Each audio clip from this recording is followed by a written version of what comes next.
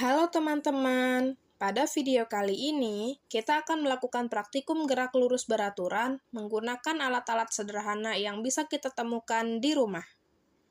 Dengan sedikit kreativitas, kita memanfaatkan tiang sebagai statif, gayung sebagai klem, ujung gayung sebagai katrol, tali, jeruk sebagai pemberat, dan stopwatch untuk mengukur waktu.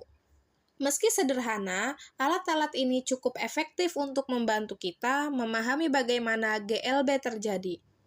Pertama, kita pasang tiang tegak sebagai statif, kemudian kita kaitkan gayung di bagian atas tiang, sehingga gagang gayung menjorok keluar dan dapat berfungsi sebagai katrol sederhana.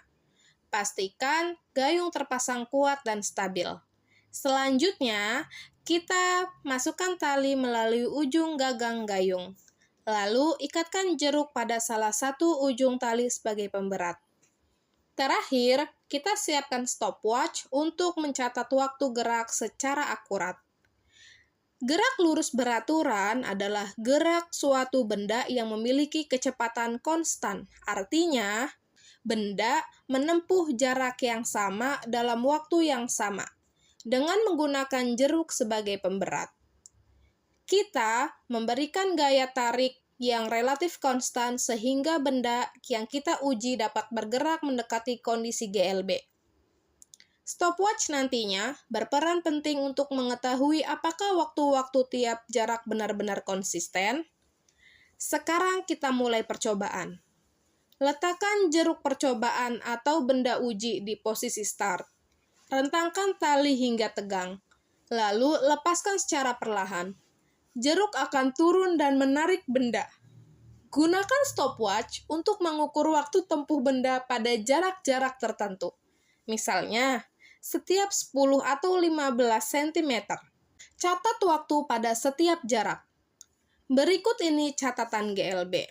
Yang pertama, jarak B ke C adalah 4,14 detik. Jarak yang kedua dari B ke C, 3,3 detik.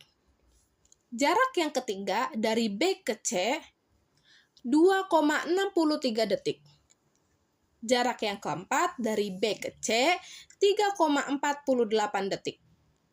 Jarak yang kelima dari B ke C, 3,67 detik. Perhatikan apakah waktu yang dibutuhkan untuk menempuh jarak yang sama hampir konsisten.